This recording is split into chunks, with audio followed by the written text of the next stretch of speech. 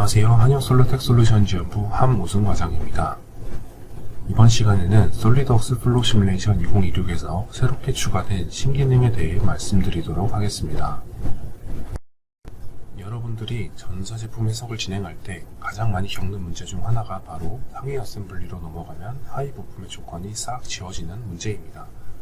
예를 들어 CPU, 램, 파워 모듈에 각각 다른 열을 넣어두었는데 전체 시스템 해석을 위해서 상위 어셈블리로 넘어가게 되면 이걸 다시 다 넣어야 되는 비효율적인 작업이 발생하게 되죠. 반복 입력 과정에서 값이 잘못 들어가거나 누락되는 경우도 많고, 이 때문에 전체 해석 결과가 무효가 되는 경우도 다들 경험하셨을 겁니다. 플로우 시뮬레이션 2026에서는 이런 비효율적인 과정을 없애기 위해 구성 요소들로부터 추가 기능이 대폭 개선되었습니다. 하위 파트에서 생성한 프로젝트의 열 해석 조건을 상위 어셈블리에서 그대로 불러와서 자동으로 적용할 수 있게 되었고, 조건을 다시 입력할 필요 없이 바로 전체 해석을 진행할 수가 있습니다. 쉽게 말해서 하위에서 이미 정의한 열원, 재질, 경계 조건 등을 상위 프로젝트에서 그대로 불러와 사용하는 것이 가능해졌습니다. 영상을 통해 자세히 알아보겠습니다. 먼저 전자기기 어셈블리에서 하위 파트인 내부 칩을 엽니다. 이 파트에서 플로우 시뮬레이션 마법사를 이용해서 열 해석을 위한 새로운 프로젝트를 생성합니다.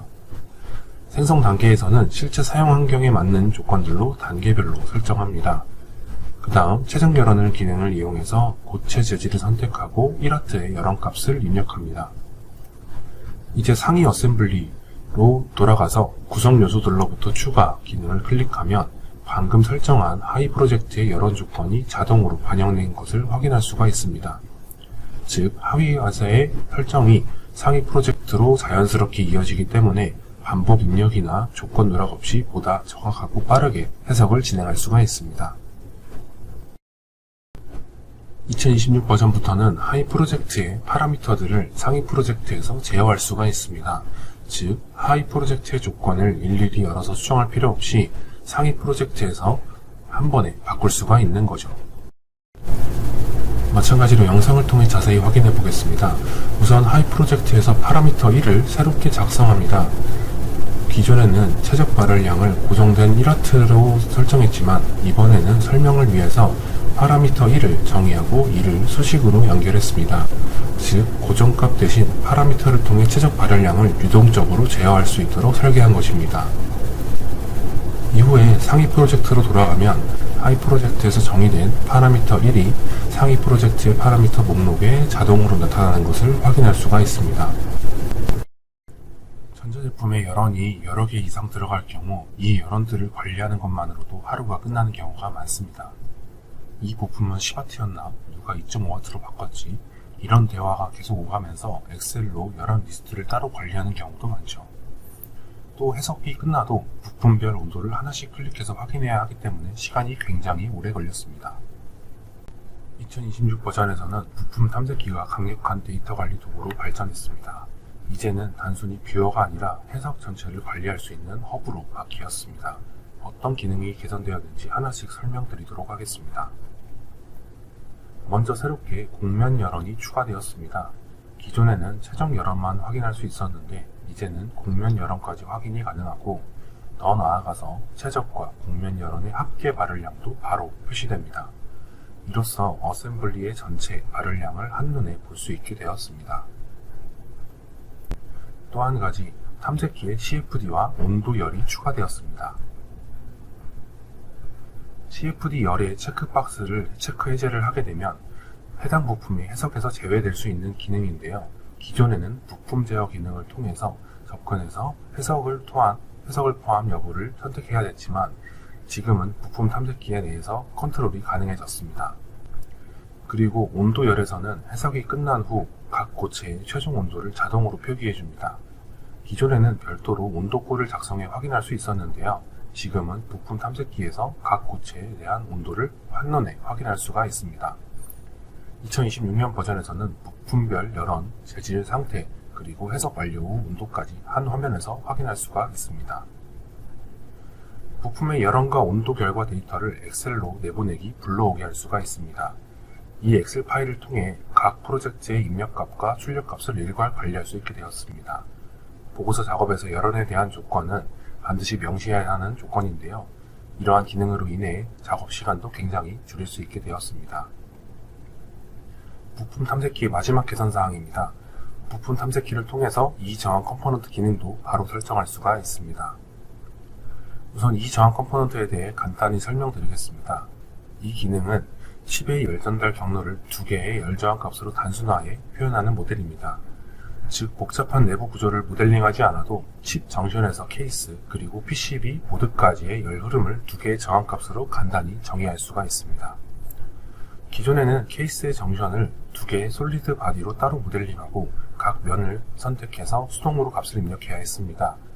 이제는 단일 솔리드 바디에서도 이 저항 컴포넌트 모델을 직접 적용할 수 있고 칩 종류와 발열값만 입력하면 자동으로 반영됩니다. 또한 이 저항 컴포넌트 기능 역시 엑셀 내보내기, 불러오기 기능을 통해서 여러 부품에 이 저항 설정을 일괄 적용할 수도 있습니다. 영상을 통해 확인해 보겠습니다. 먼저 부품 탐색기 기능을 실행한 뒤 이 저항 컴포넌트 열에 0.5W를 적용합니다. 적용 아이콘을 클릭하고 프로젝트 트리를 확인해 보면 이전에 존재하지 않았던 0.5W의 이 저항 컴포넌트가 자동으로 설정한 것을 확인할 수가 있습니다. 이어서 부품 탐색키를 열고 엑셀 내보내기를 진행했습니다. 저장된 엑셀 파일을 열어서 방금 입력한 0.5W 아래에 20W의 이 저항 컴포넌트를 추가로 입력해 주겠습니다. 수정한 엑셀을 저장한 후에 부품 탐색기에서 엑셀 파일을 불러오게 합니다. 프로젝트 트리를 확인해 보면 기존의 0.5W 항목 아래에 20W의 이 저항 컴포넌트가 자동으로 추가된 것을 확인할 수가 있습니다. TIM이나 본드층은 실제 제품에서는 틈을 메우며 열을 전달합니다. 기존에는 이 얇은 층을 CAD에서 솔리드로 직접 모델링해야 했습니다. 특히 TIM 두께가 0.1mm만 바뀌어도 CAD 수정, 해석 조건 재설정, 재메시 작업을 반복해야 했습니다. 이러한 미세 간극은 메시가 과도하게 촘촘해지고 메시 수렴 불안정, 그리고 해석 시간 증가 같은 문제가 자주 발생했습니다. 그래서 많은 사용자들이 이 TIM을 생략하거나 단순화해 했던 이유이기도 합니다. 이제 새로운 얇은 슬롯 채우기 기능을 사용하면 CAD에서 솔리드를 따로 만들지 않아도 메시의 좁은 간극을 자동으로 인식해서 재질을 채워 넣을 수 있습니다. 덕분에 본드, 그리스 같은 열 전달 재질을 실제 조립사항 그대로 반영하면서도 메시가 불필요하게 급격하게 좁아지지 않아서 메시 안정성도 향상됩니다. 이처럼 열 전달 재질을 모델링 없이 바로 적용할 수 있기 때문에 모델링의 단차나 두께 변경에 따라 모델을 반복 수정할 필요 없이 작업 시간은 줄고 전체 해석 관리도 단순해졌습니다. 영상으로 확인해 보겠습니다. 실제로는 모델링상에 미세한 틈이 존재하는 상황입니다. 이때 얇은 슬롯 채우기 기능을 통해서 재질과 최대 두께를 지정해 주도록 하겠습니다. 이후 해석을 실행하고 결과를 확인해 보겠습니다. 결과를 단면 플롯으로 확인해 보면 지정한 틈이 자동으로 채워지고 해당 영역이 열 전달 재료로 구분되어서 색상으로 표기되는 것을 확인할 수가 있습니다.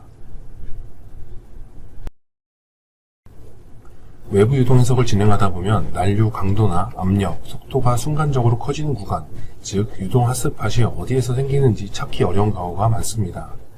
특히 비정상 상태 해석에서는 시간에 따라 위치가 계속 바뀌기 때문에 그래프에서는 값이 보이는데 정작 그 값이 모델링상 어디에 위치해 있는지 확인하기가 어려웠습니다.